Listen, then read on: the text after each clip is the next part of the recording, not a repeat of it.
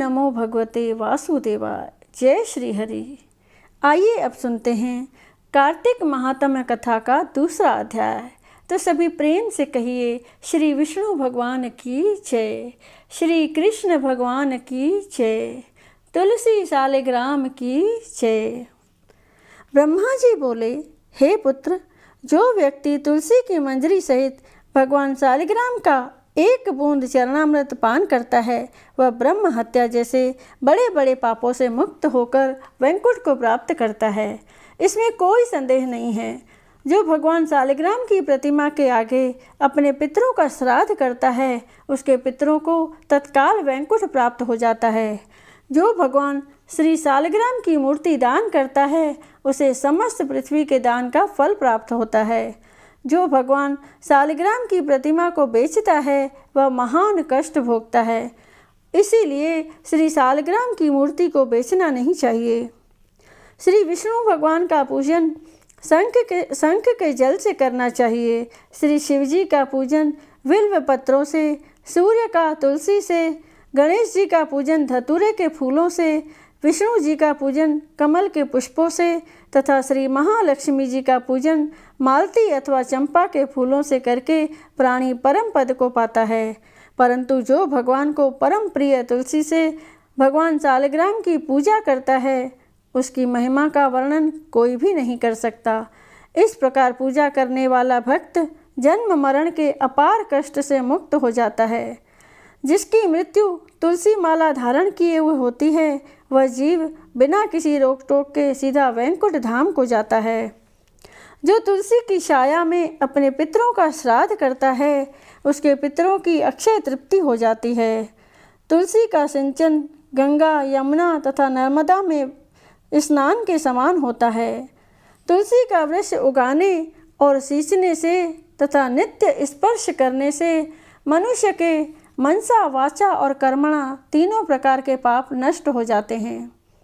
कार्तिक मास में व्रत करने वाला तुलसी जी का शांत चित्त से पूजन, प्रदक्षिणा और नमस्कार करके हाथ जोड़कर प्रार्थना करे, हे हरि की परम प्रिया, देवताओं ने तुम्हें बनाया और मुनीश्वरों ने तुम्हारा पूजन किया है। मैं भी तुम्हें नतमस्तक नमस्कार करता हूँ।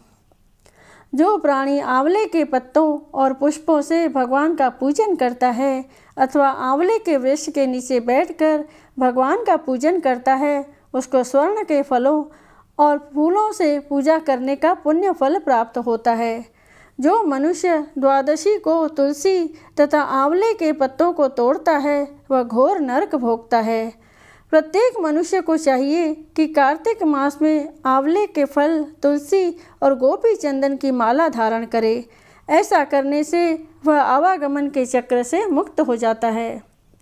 कार्तिक मास में स्नान और व्रत करने वाले मनुष्य को चाहिए कि वह ब्राह्मणों को भोजन कराने के पश्चात चंदन, पुष्प, पान तथा दक्षिणा देकर संतुष्ट करे। संपूर्ण कार्तिक मास में पृथ्वी पर शयन करने, ब्रह्मचर्य का पालन करने, पत्तल में भोजन करने और मौन व्रत से प्राणी परम वीर, धीर, गंभीर और कीर्तिवान होता है। जो मनुष्य एक समय आंवले के वृक्ष के नीचे पूर्ण कार्तिक मास भोजन करता है, उसके एक वर्ष के समस्त पाप नष्ट हो जाते हैं।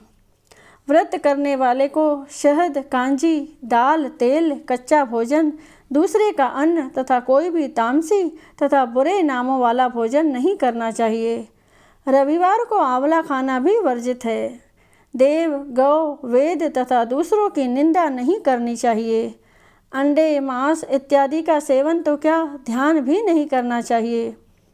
मिट्टी में उत्पन्न हुआ नमक, मसूर, बासी भोजन, तांबे के पात्र में डाला हुआ दूध इत्यादि ये सब मांस के समान ही माने जाते हैं, अतः इनका प्रयोग भी नहीं करना चाहिए।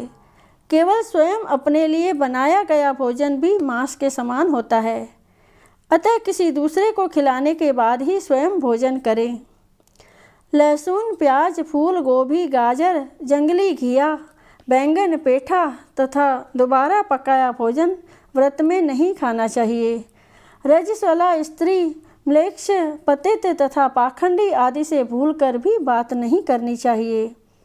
एकम को पेठा, दूज को बैंगन, तीज को गोभी का फूल, चौथ को मूली, पंचमी को बेलफल, छठ को कलिंदा, सप्तमी को आंवला, अष्टमी को नारियल, नवमी को जंगली घिया, दशमी को परवल, एकादशी को बेर, द्वादशी को मसूर, त्रयोदशी को पान, चतुर्दशी अमावस्या तथा पूर्णमासी को किसी भी फली का साग भूल कर भी नहीं खाना चाहिए। बोलिए श्री विष्णु भगवान की जय। बोलिए श्री कृष्ण भगवान की जय।